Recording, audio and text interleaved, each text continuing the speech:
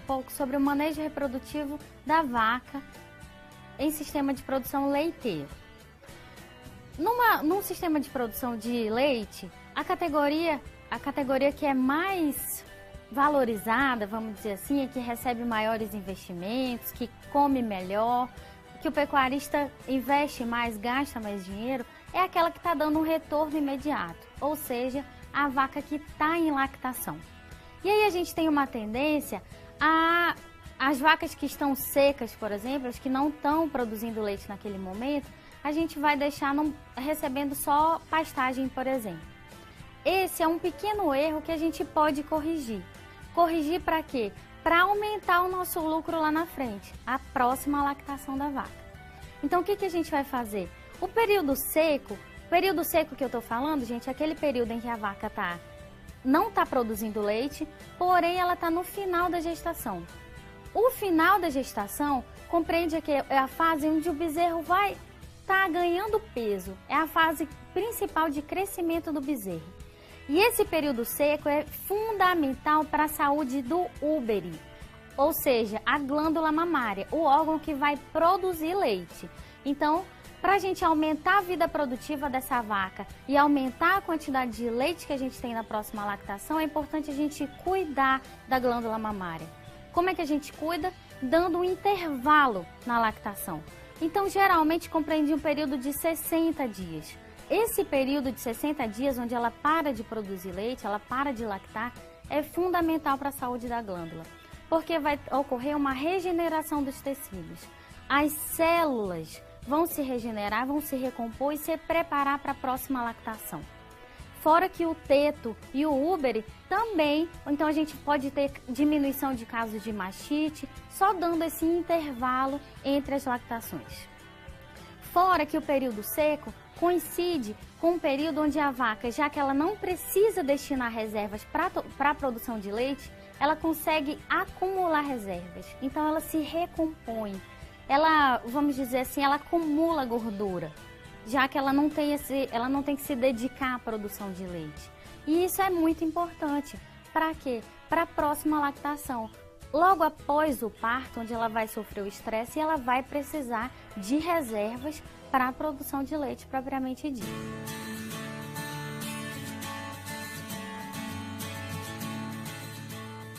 O recomendado aqui é a gente faça o quê? Uma dieta no pré-parto. O que consiste essa dieta no pré-parto? O pré-parto, gente, eu falo de um período de aproximadamente 21 dias antes da data prevista do parto. Daí a importância da gente ter as anotações da data de inseminação, a data de cobertura, para a gente fazer os cálculos da data certinha do parto. Tendo essa informação, a gente calcula 21 dias e a gente vai oferecer o quê? Qual que é a melhor dieta? Sabe aquela dieta, a ração, o concentrado que você está dando para sua vaca que está produzindo leite? Para o lote 1, é essa ração que a gente vai oferecer no pré-parto. Qual que é o nosso objetivo? Diminuir o estresse e fazer com que a nossa vaca consiga realmente acumular reservas para a próxima lactação. Tem fazendas que, inclusive, nesse período de 3 semanas antes do parto, começa a passar as vacas na ordenha, por exemplo, para ela se acostumar a ir na sala de ordenha, para ela se acostumar com o ambiente, com o som, com os ruídos. O nosso objetivo é o quê? Diminuir o estresse. E se a vaca, por exemplo, está num piquete onde ela só recebe pastagem como alimentação e no dia do parto, ou logo em seguida do parto, a gente acrescenta uma ração, por exemplo, ela também vai precisar de um tempo para se adaptar. Então, se a gente antecede isso, a gente tem chances de ter mais sucesso, por exemplo. Não vamos esquecer, gente, que a quantidade, o volume de alimento que a vaca consegue consumir, vamos dizer assim, o apetite dela, ele é reduzido.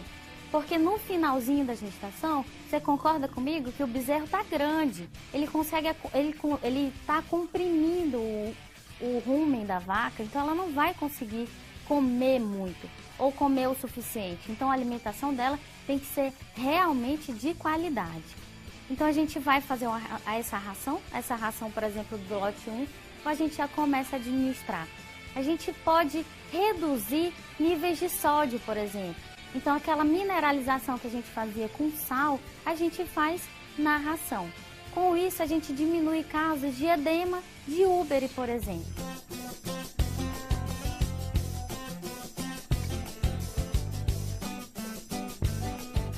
Logo depois do parto, é comum as vacas terem hipocalcemia. E na dieta do pré-parto, eu indico que a gente diminua, em vez da gente, a gente pode pensar assim, não, eu vou aumentar o nível de cálcio, que aí no momento do parto, onde ela vai ter uma demanda maior, ela já tem reserva. Não, eu recomendo que na ração, nesse período de 3 semanas antes do parto, a gente diminua a quantidade de cálcio, para que ela consiga organizar o próprio organismo a conseguir essas reservas. O próprio organismo consegue suprir as necessidades dela. Antes do parto, a gente costuma dizer que a vaca tem um balanço energético positivo. Ou seja, mesmo ela comendo pouco, porque o feto está comprimindo o rúmen, o volume abdominal dela está grande, ela consegue equilibrar a demanda com o que ela está consumindo. Esse balanço energético positivo que ela tem, ou seja, ela se alimenta menos, mas mesmo assim ela consegue fazer a sua manutenção corporal, ela consegue fazer com que o feto continue crescendo. Isso não acontece no momento do parto, por exemplo. Por quê? Logo no parto, quando acontece o parto, ela sofre um estresse muito grande. Então a necessidade energética dela é muito alta. Porque coincide com o início da lactação. Logo após o parto, eu tenho o início da lactação. Então, a quantidade energética dela é bem maior. E é onde a gente fala que a vaca entra em balanço energético negativo. Por isso que a gente faz uma suplementação, uma complementação com ração bem melhor nas vacas que estão em lactação. Porém, não é logo em seguida, logo após o parto, que ela já consegue comer, vamos dizer assim, a quantidade, o volume que ela precisa. Isso precisa de um tempo. Isso demora, por exemplo, de 8 a 12 semanas, até que ela consiga, que ela volte a comer o volume normal. E o que acontece? Ela começa, lembra aquelas reservas que a gente fez com aquela dieta no pré-parto? Nesse momento que é importante. Nesse momento de estresse logo após o parto, de balanço energético negativo, ela vai tirar energia de onde? Da gordura que foi acumulada naqueles dias antes do parto, que a gente fez uma suplementação com a melhor ração que tinha disponível. Essa é a recomendação que eu faço quanto à dieta. E aí, logo após o parto, a preocupação do produtor, do pecuarista, é quanto ao retorno do cio, o retorno da vida reprodutiva da vaca. Esse retorno, gente, ele depende de vários fatores. Mas, quais são esses fatores principalmente? O estado nutricional que essa vaca chega no momento do parto, ou seja, quanto mais equilibrado ela tiver, lembra aquele score corporal 3, por exemplo? E esse score é o melhor para que ela tenha um retorno de cio rápido, 21 dias mais ou menos após o parto. Vai depender também de um estado geral da vaca, o estado nutricional, se ela teve alguma doença no pós-parto, se a pessoa que está lidando com o animal consegue detectar bem os cios e a qualidade da inseminação.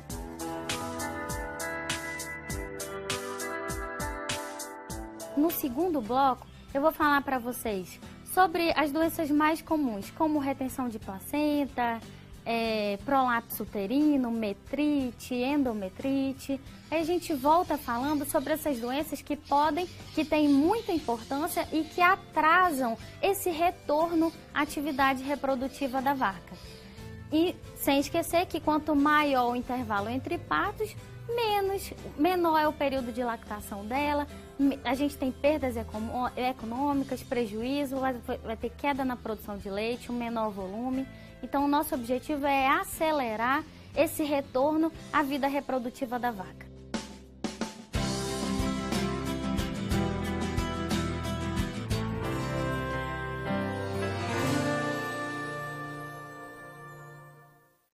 Estamos de volta com o Agrocurso aqui pelo Canal Rural. Você sabe quais são as principais doenças reprodutivas no pós-parto? Entenda as causas, sintomas e saiba como evitá-las.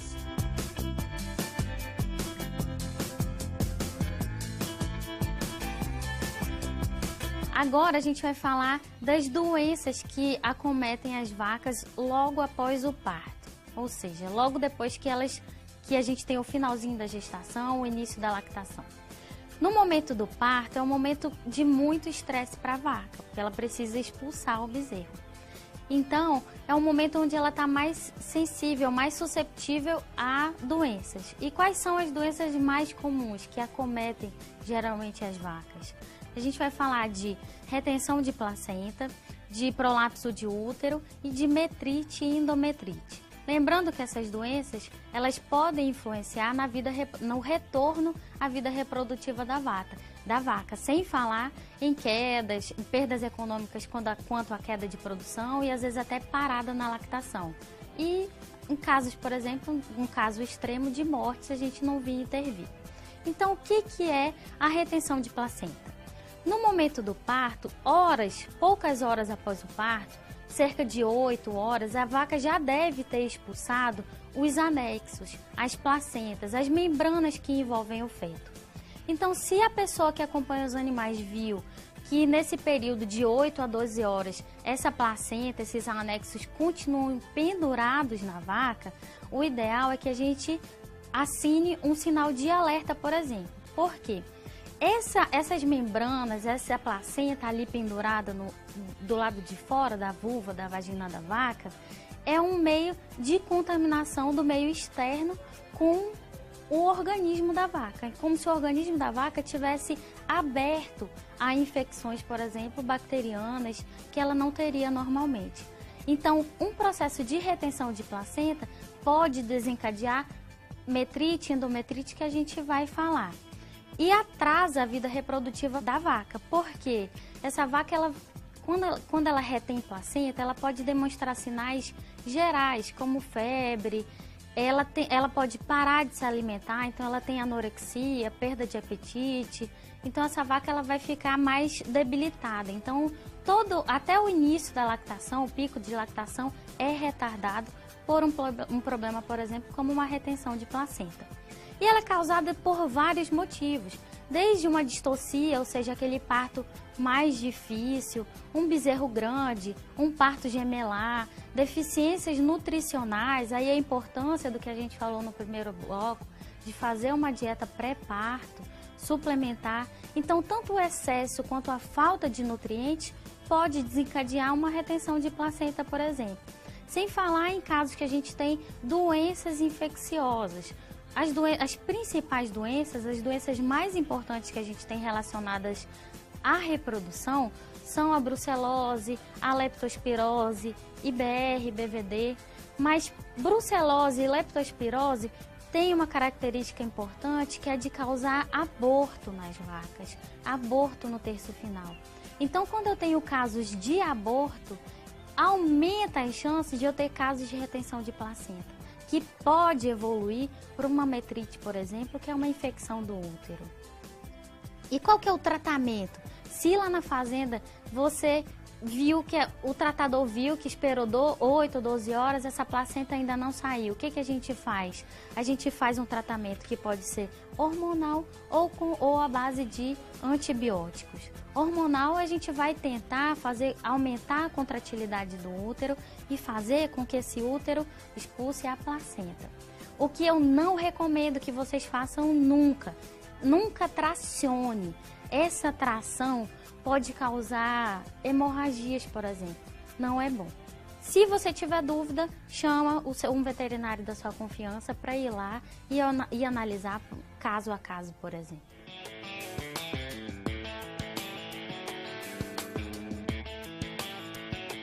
E a metrite? A evolução desses problemas que a gente tem no pós-parto, como por exemplo a retenção de placenta, uma piora do quadro, seria uma infecção no útero.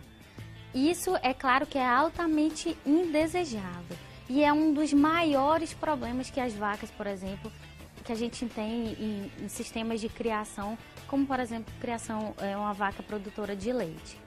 Essa infecção do útero ela é causada por diversos fatores, é claro, incluindo o estresse do parto.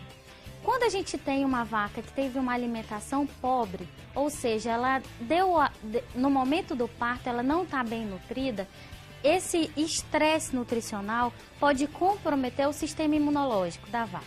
Deixa eu explicar melhor. No momento do parto, é um momento que a vaca está predisposta, vamos dizer assim, o organismo está aberto a uma infecção. Por quê? Para o bezerro passar, eu tenho uma abertura da cérvix. Então eu abro, o útero ele está aberto, vamos dizer assim, com o meio externo. E no caso de uma retenção de placenta, além dessa cérvix estar aberta e o útero poder ter algum tipo de contaminação, eu tenho um meio de comunicação, que é, por exemplo, a placenta ou outros anexos que ficam retidos. Então, uma contaminação que seria normal, micro-organismos normais que estão, por exemplo, na sala de parto ou no piquete maternidade, se uma vaca, por exemplo, não está bem nutrida, ela não tem condições imunológicas normais para combater uma infecção que seria natural, que ela passaria naturalmente, porque o momento do parto é estressante e pode ocorrer uma contaminação. Se a vaca tem condições, se o organismo está bom, está funcionando, ela está bem nutrida, ela tem condições de combater sozinha essa infecção logo depois do parto. Porém, se ela não está assim, a gente vai ter que entrar com um antibiótico, com medicação, e isso não é bom, pode causar atrasos, a gente vai ter perdas econômicas, por exemplo, a gente vai ter que comprar medicamentos para fazer tratamento, por exemplo. Então, gente, a metrite ela vai estar muito relacionada com a qualidade do ambiente do parto, do manejo. Às vezes a gente precisa fazer uma intervenção no momento do parto, tracionar o bezerro. Então isso tem que ser feito com muita higiene, muito cuidado, para evitar da gente que está manipulando, por exemplo, no momento do parto, levar bactérias para dentro do útero e a gente vai causar uma infecção, um atraso, por exemplo, no retorno da vida reprodutiva da vaca. Como que a gente sabe, então, que aquela retenção de placenta evoluiu para uma metrite? A vaca ela vai ter corrimento vaginal. Esse corrimento ele é fétido, é escuro, marrom ou avermelhado. A vaca ela tem uma diminuição no seu apetite, pode ter sinal de febre. Quando ela tem febre e essa redução no apetite, o animal vai ficar mais prostrado, é o momento da gente entrar em alerta que essa metrite pode evoluir para um quadro, por exemplo, de septicemia, onde tem uma infecção generalizada, e aí pode ser tarde demais e a gente pode, inclusive, perder o animal. E aí o tamanho do prejuízo, né? Então, a gente tem perdas econômicas relacionadas à queda na produção de leite, ao investimento que a gente vai fazer com o tratamento, a gente aumenta os intervalos entre partos, ou seja, os prejuízos são bem grandes. Como é que a gente diminui, então, ou evita esses casos? A gente diminui as causas, ou seja, melhorando a alimentação, a gente diminui os casos de retenção de placenta e de distocias, que são aqueles partos mais difíceis. O importante a gente lembrar, para a gente diminuir os casos de partos difíceis, é a escolha adequada do reprodutor. A gente sempre que a escolha do reprodutor ele seja equivalente à vaca. Então não ter casos assim de bezerros muito grandes ou vacas muito pequenas. E um alerta, gente, naquele momento que a gente vai intervir no parto, que ele seja feito com muita higiene.